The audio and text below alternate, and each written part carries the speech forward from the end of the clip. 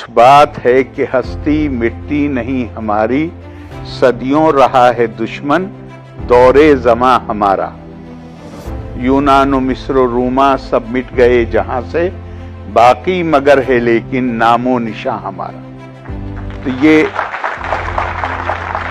इयम विसृष्टिरियत आब भूव यदि वा दधे यदि वा ना, यो अस्य अध्यक्षा परमे वियो मंतसो अंग वेद यदि वा न वेद। ये सब पूरा सृष्टि, पूरा कारखाना, भूमंडल, ये किसने बनाया है? कौन इसे चला रहा है?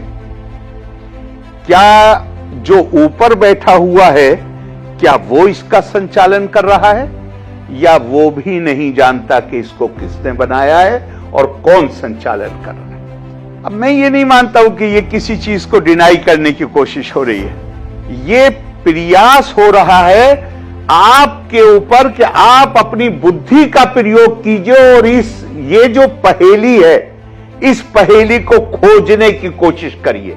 और जिस दिन आप ये पहेली खोज लेंगे, ये आपके आध्यात्मिक विकास में भी मदद करेगी और ये आपके विज्ञान के विकास में भी मदद करेगी। इस संस्कृति में किसी, चाहे विचार हो चाहे व्यक्ति हो, किसी को पराया समझने के लिए कोई जगह ही नहीं है।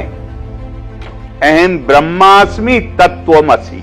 अपने जैसे ही दूसरे व्यक्ति के सामने हाथ जोड़कर प्रणाम क्यों, नमस्कार क्यों करते हो?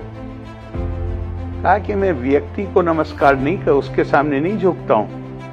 उसके अंदर जो आत्मा के रूप में परमात्मा विद्यमान है, उसे मेरी आत्मा के अंदर जो परमात्मा विद्यमान, वो उसको पहचानता है। और आत्मा की जो वो इंटरकनेक्टिविटी है, मैं उसको प्रणाम करता हूं। भारत की ने अपने आप को खुद कैसे देखा है? हमारे शास्त्रों में आता है, how India has been defined. Bharat को परिभाषित कैसे किया है? भारत को परिभाषित किया है, उत्तरम यत समुद्र से हिमाद्री चैव दक्षिणम वर्षम तत् भारत नाम भारतीयत संतति। उत्तर में हिमालय, दक्षिण में समुद्र, ये पूरा भूभाग भारत, इसके बच्चे भारतीय। ये शायद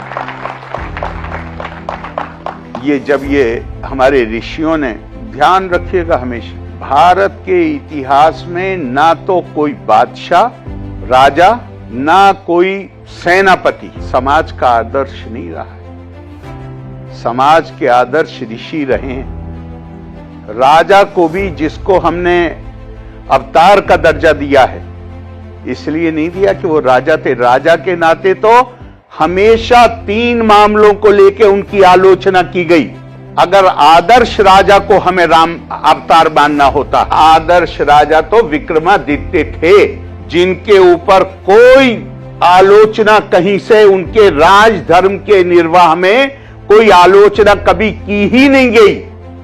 लेकिन भारत के मानस को राजा अपील नहीं करता, भारत के मानस को त्यागी अपील करता है। भारत में आकर्षण त्याग के लिए है, राज के लिए नहीं है।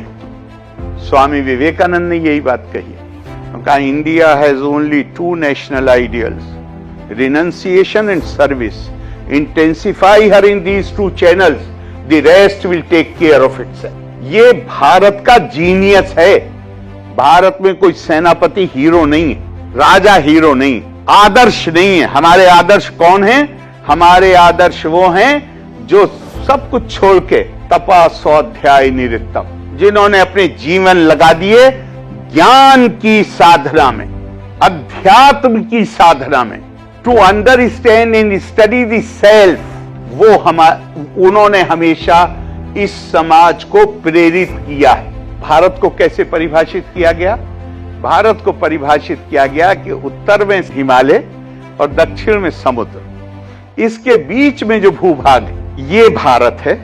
और यहां रहने वाले इसके बच्चे हैं। आज आप उसे नागरिक कह सकते हैं, लेकिन बच्चे हैं। अब ये किस जमाने में लिखा गया? आज से फकत 200-250 साल पहले तक दुनिया में एक भी देश ऐसा नहीं था जहां नागरिक होने के लिए ये शर्त ना हो कि या तो आपको किसी खास धार्मिक परंपरा से संबंध होना चाहिए, या आपको कोई भाषा किसी एक खास भाषा के आप बोलने वाले होने चाहिए, या किसी एक खास संस्कृति या सभ्यता से आपका ताल्लुक होना चाहिए, या आपकी खाल का रंग कोई खास होना चाहिए, वरना तो आप सोसाइटी में अदर कंसीडर किए जाते थे। हमारे यहाँ इसकी कल्पना ही नहीं, कहीं कोई जिक्र ही नहीं कि तुम कौन हो, बल्कि अगला जो मैं कोट करने जा रहा हूं उसमें उसे और क्लियर कर दिया। ये तो भारत के भूभाग की परिभाषा हो गई। अब भारत की संस्कृति और सभ्यता क्या होगी वो अगले में बता दिया। भारतेषु स्त्रिया पुरुषो नाना वर्णा प्रकृतिते नाना देव अर्चने युक्ता नाना कर्माणि कुर्वते। और क्या आप लोग यूनिवर्सिटी में पढ़ते हैं, आपको must appreciate the way the lines have been composed. You have a special duty to appreciate. दुनिया में अभी चंद सालों से शुरू हुआ है महिलाओं को पहले संबोधन करना, वरना पुरुष प्रधान जगत था पूरा ये।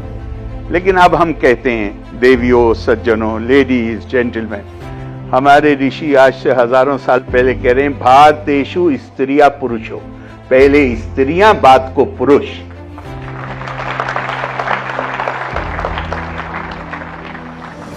इनका संबंध विभिन्न वर्णों से है। अब आपके ऊपर है, आप वर्ण को चाहे रंग लगा लीजिए, चाहे जो भी आप जैसे भी इंटरप्रेट करना चाहें, चाहे उनका रंग, चाहे उनकी नस्ल, जो भी आपको समझना हो वो आप समझ लीजिए। ये अलग अलग विभिन्न वर्णों से, वर्ग नहीं कह रहा हूं मैं, वर्णों से इनकी या तो कह रहे हैं कि खालों के रंग अलग है, या कह रहे हैं इनका ओरिजिन अलग है, या हो सकता कह रहे हैं ये अलग अलग काम धंधा करने वाले लोग। ये विविधता है, ये विभिन्नता नहीं है। इस विविधता ने हमारी सभ्यता को कमजोर नहीं किया। हम कभी नहीं डरे विविधता से। क्यों? हमने उसे कभी विभिन्नता नहीं माना। मैं आज आपसे कहता हूं, इस बनारस में भी मैंने जहां पैदा हुआ वहां देखा मैंने, मैं कानपुर से एमपी रहा वहां से देखा मैंने, मैं उसके बाद लगातार बहराइच से का मैंने प्रतिनिधित्व किया पार्लियामेंट में, वहां देखा, और पूरे हिंदुस्तान में घूमता हूं, नॉर्दर्न इंडिया में तो कम से कम सब जगह देखा है। खास तौर से फ्राइडे के दिन जब नमाजी मस्जिद से नमाज पढ़ के निकल रहे होते हैं तो गांव की भोली भाली हिंदू औरतें अपने बच्चों को गोद में लिए हुए मस्जिद के आगे खड़ी हुई होती। मेरे जैसा आदमी, मैं खास तौर से बहराइच, सर यार मैं तो दुनियादार आदमी हूं, मेरी फूंक में क्या असर होगा, मैं तो दुनियादार आदमी।